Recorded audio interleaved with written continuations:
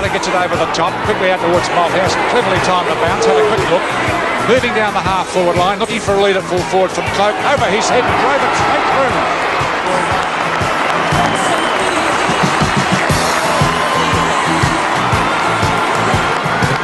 You kick 15 a day. Yeah.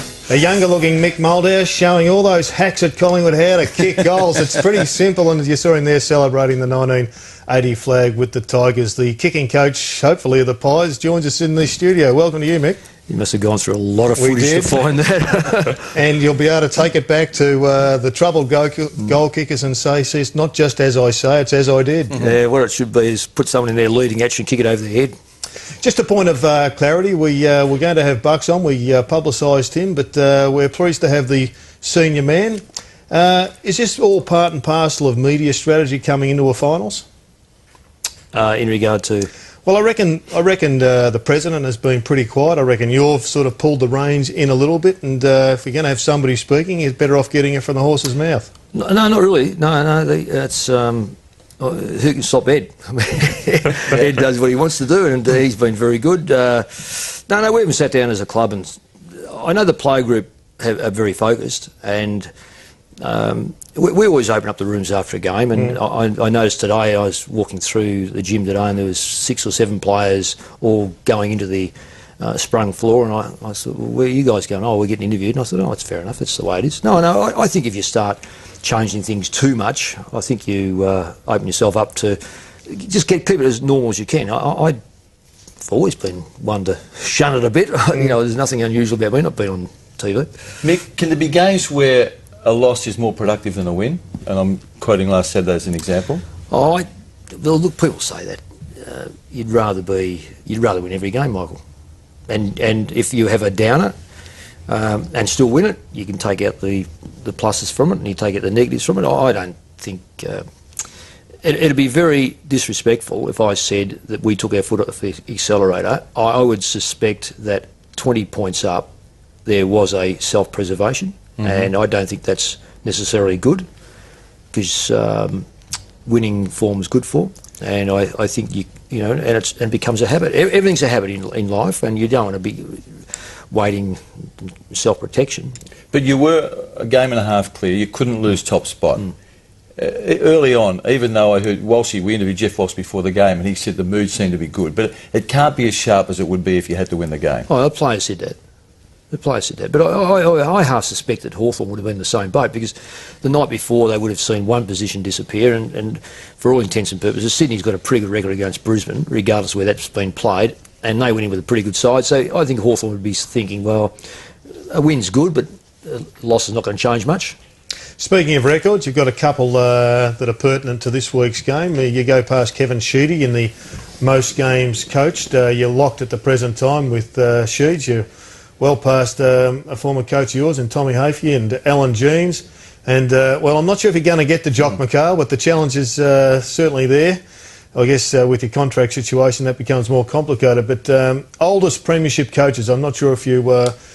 want to win this one, but Alan Jeans at 56. He wants to win it. Yeah, he wants to be right up there, you're right. You're chasing your third premiership. Can you remember the month before your first one, and how does that compare? The coaching one? Yeah, I can actually. I think there are certain characteristics of all final series that you come against. Look, I'll go back to 1980, 30 years ago, mind you. We played and lost the last game. Might have been 20. Was it 18 games in those days? I'm not too sure. 18, let's say it was 18. We got flogged by South Melbourne at the Lake Oval. As a player, I don't know how poor Tony Jewell put up with it, but as a player I thought, we're going to win the premiership. We can't be beaten. I just felt that just got beaten by 9 goals. Do you feel your blokes are thinking the same? No, I'll go back to 1991 when we had a really good run. I coached, I don't know how, but I coached the State of Origin side, had been a Victorian in West Australia. From that moment on, I felt a little dip. I reckon a lot of players were thinking, we're just beating Victoria by a record amount, this is pretty good, this. And we went into the final series, and I really thought that we'd played our best football beforehand. And as it turned out, we got to the grand final. But the next year, again, I reckon we may have lost the last game, and I felt very comfortable that we can win it. So this year, I made a comment early in the season to the players, and I think I might have said to the press as well, that with the draw, having played all the top sides twice and Hawthorn twice, which was the previous premiers. If we make the top 4, we should be giving ourselves a realistic chance of winning it. And I said that before the season started, because the figures we come up with, we had the second hardest draw. Yep. We've made it. We've made the top 4. So we give ourselves a realistic chance. And I just feel there's a reasonable amount of momentum within the group and a very much a positive attitude. There's certainly nothing to suggest that they're going, this is all a little bit too much for us. They're actually inviting it, which is really good.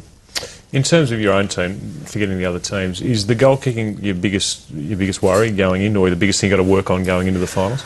Well, it's something that we can address. Yeah. The biggest worry is the opposition sides. Yeah. And we can't do much about them except prepare for those. It's a great issue because you look at the stats and it shows more points than goals. And on the weekend, Dane Beams kicks that goal, we win another game.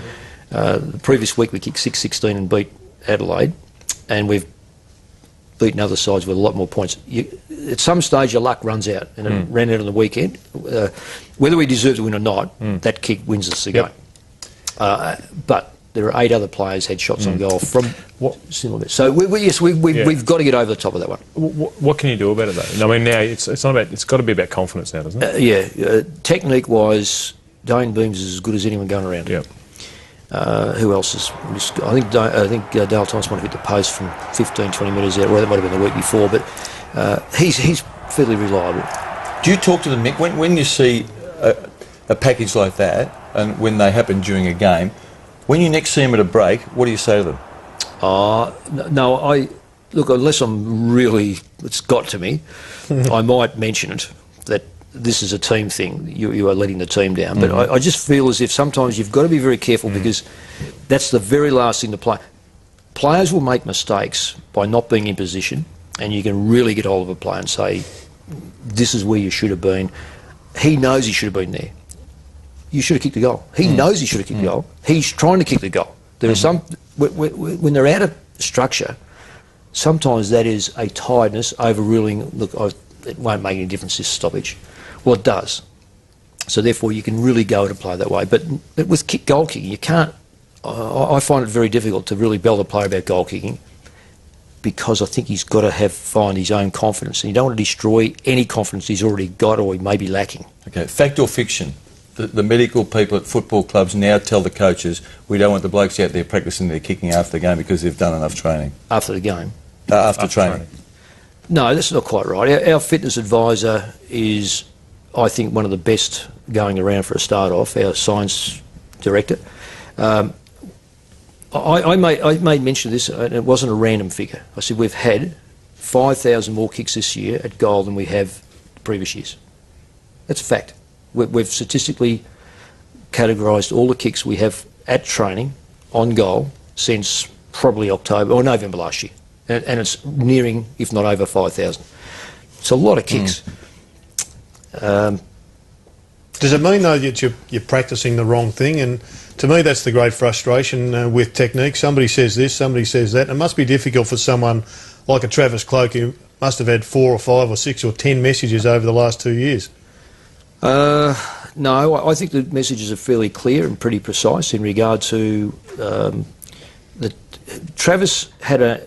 Can I pick that book up for 2 seconds? Yep. Travis held his hand this way, kept the ball in that hand and kicked across it. Can only float different ways. So his hand now is in perfect position. I think Travis is one of those unique left-footers that kicks the ball straight. Not around his body? No. If we have to come back a bit, just re-angle it and get everything else right. See, if that's, because it's not obvious from a long distance. It's very obvious from a shorter distance. So from the long distance, you tend to, it straightens up. I don't have any great problems with Trav. I think that he'll get there. I really do think he'll get there.